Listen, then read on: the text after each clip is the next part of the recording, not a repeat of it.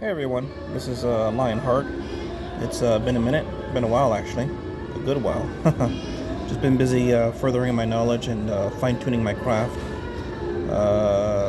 For those of you who haven't seen any of my videos, I encourage you to check my playlist and to check my videos that I've uploaded concerning the scriptures. My religion is Doer, D-O-E-R. It's predominantly based upon the writings of Moses, the Ten Commandments. On the outside, it's very similar to Judaism, but it's not Judaism. No. It's doer is someone who does the will of God. That's what it's short for. And to do the will of God, that implies you have to have an understanding of the will of God. And my teacher was Roy Carl Calhoun. And the premise of being a doer is putting words into context in the scriptures by understanding words and the application of those words. And all right, well, I'm going to talk about John chapter 1 through 14. And I had a lady, let's go there right now. I was going to Publix, and I was stopped by a lady who saw me walking with a Bible, and she says, I like that Bible of yours, and what church you go to? And I said, essentially, I don't go to church, I haven't found the one that I like, which is a kind way of me saying, no church teaches the correct path of God that I have seen thus far.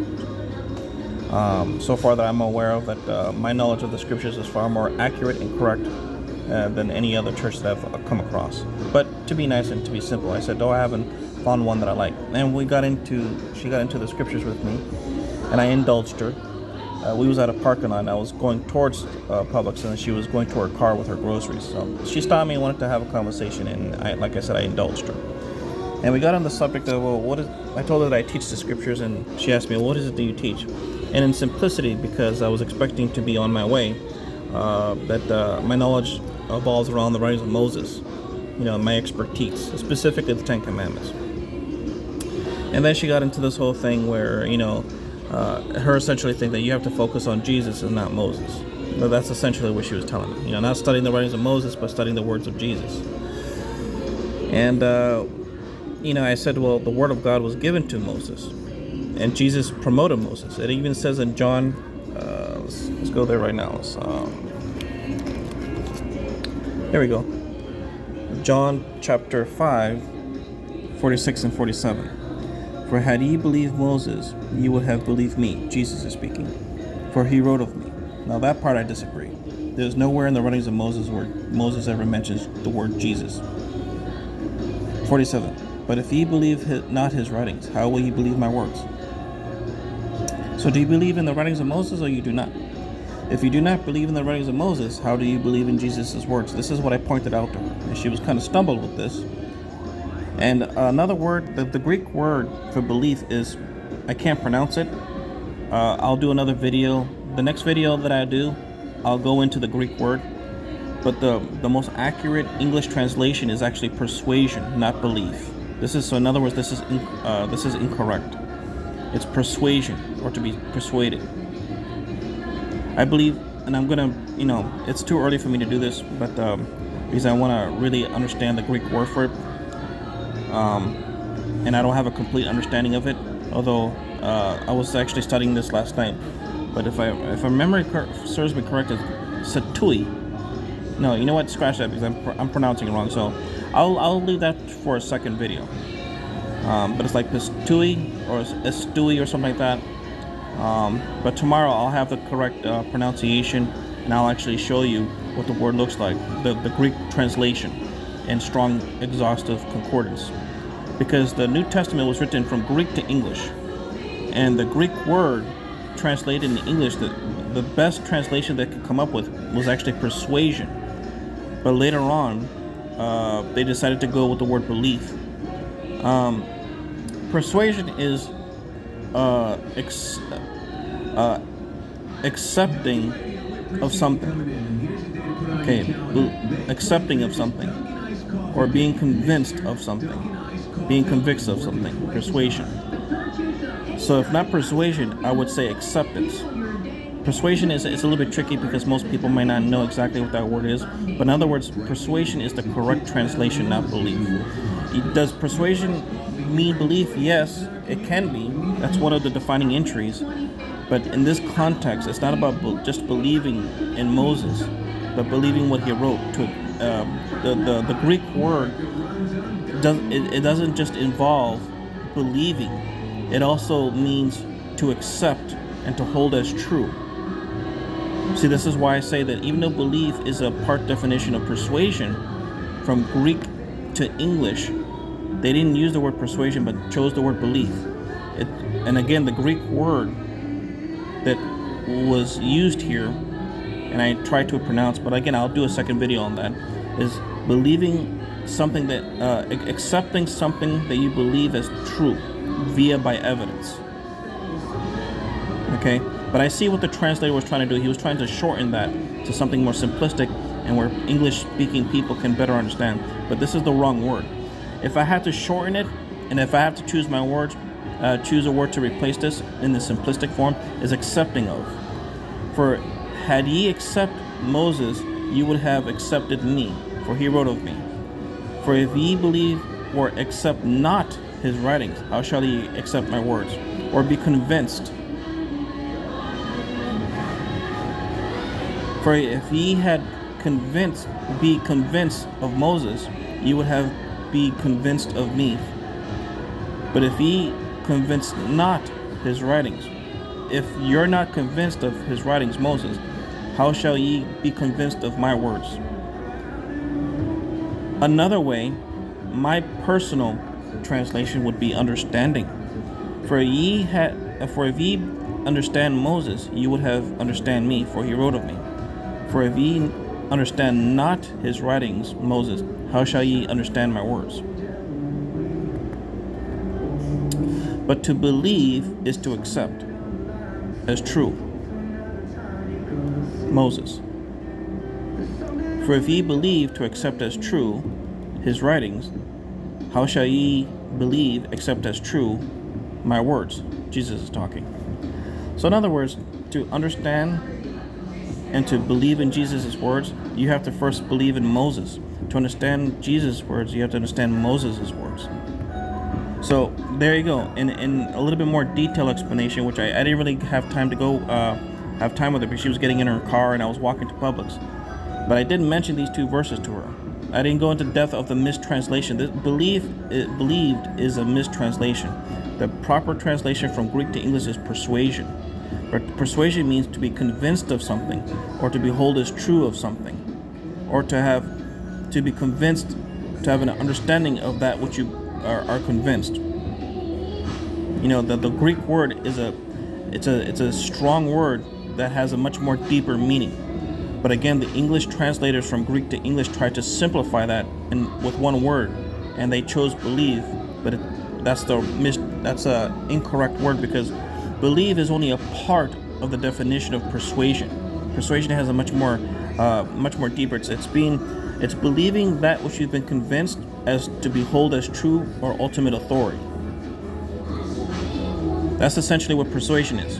So do you understand why the English translators thought that was way too long of a definition or explanation, and they decided to shorten it with one word? But this one word is misleading. I understand what their intent was, but this is misleading. Again, if I was to shorten it my way, with my understanding of the Greek word that this was translated from to English, it would be accepting of, or understanding, or to be convinced. Any one of those three words would be much more better than believe. To be convinced of, or to hold as true. But again, I'll be making another video of the Greek word that this word was translated from, and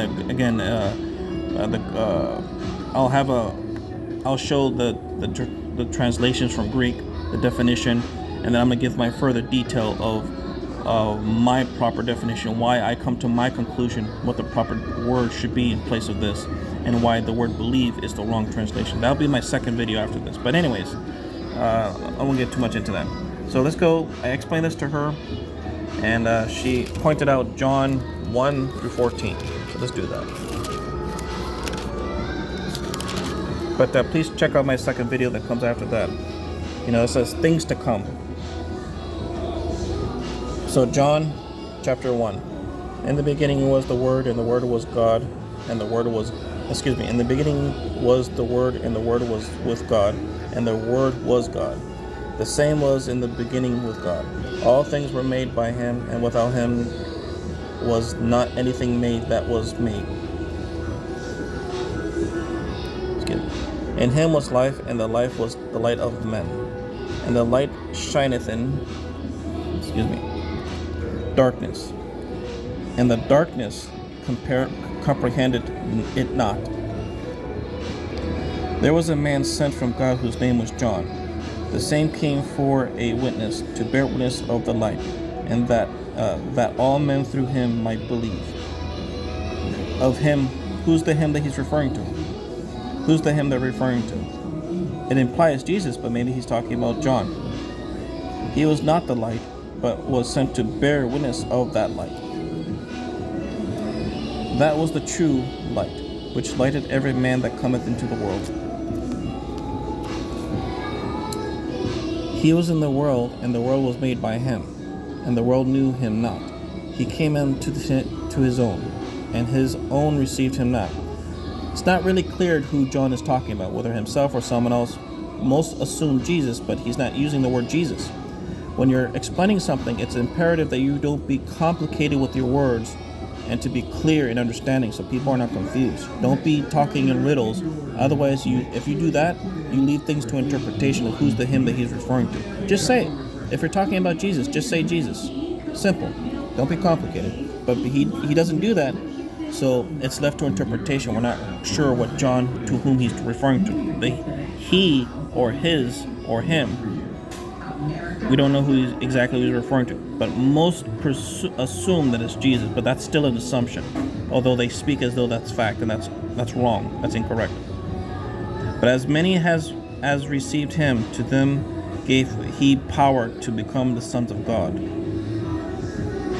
even to them that believe on his name, which were born not of blood, nor of the will of the flesh, nor of the will of man, but of God.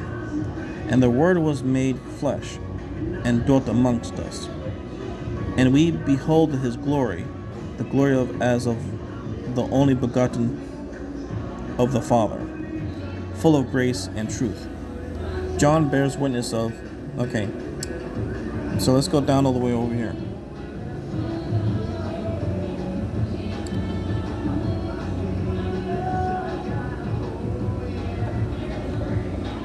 The Jews sent priests and Levites from Jerusalem to ask him, John, who art thou? And he, John, confessed and denied not, but confessed, I am not the Christ. This is John talking. And they asked him, the priests and the Levites asked him, John, what then? Art thou Elias? Which is a prophet. And he, John, saith, I am not. And then they continue to ask the Levites and the priest, art thou that prophet? And he answered, no. They're asking if he's a prophet, and John is saying no. So I want to stop it there. Even John is admitting that he's not a prophet. Okay? So that's plain and simple. He's not a prophet. But nowhere does it say that the Word, because this is what she said to me in a nutshell, that in the beginning was God, and the Word was God, and the Word was made flesh, and that flesh was Jesus. That was her full statement to me. I said, it doesn't say Jesus, and Jesus didn't make that statement. Those are the two last things that I said to her. And she denied it, and I'm showing you right here. Nowhere does it say that the Word was made flesh. The word flesh is not even used here. And that flesh was Jesus. Nowhere is Jesus even mentioned here. So we're left to interpretation. Maybe John was talking about him, maybe not. But it's not clear. But to say that this is truth when it's not no clear, definite evidence of that, that's wrong. On top of which, the last thing I said, this is not Jesus talking, this is John talking. Jesus, when he was alive, did not teach any of these things. John is talking. So in other words, John is putting words in Jesus' mouth that he never taught. In my humble opinion, I'm not going to go by someone who, when Jesus had all these years to teach everything that he needed to teach, and then after his death, then you have guys like him, John, come later on teaching stuff, extra quote-unquote knowledge that Jesus didn't teach. and then, basically adding on to Jesus' words. I'm not for that. This is not Jesus talking. He's even admitting that he's not a prophet. Okay? So, and my last point, she said something in response. I can't remember what it was on top of my head, but my last response to her before I walked away was this. Let's go back to Deuteronomy. I said that God gave Moses, who was a prophet, and I said, do you accept Moses as a prophet? She says yes.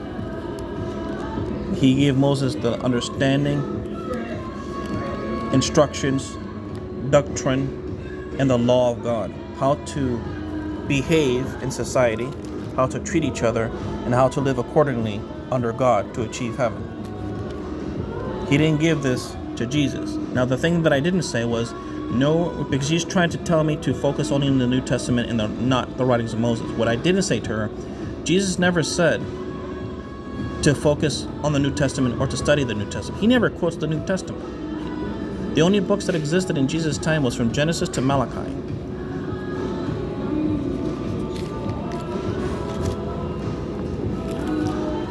Let me go back real quick. And remember, John chapter 5, 46 and 47. To understand Moses is to understand Jesus. If you don't understand or accept or be convinced of Moses' words, how can you understand, be convinced, or hold as true Jesus' words? Matthew chapter 19, verse 16 through 19. Let's go through that real quick.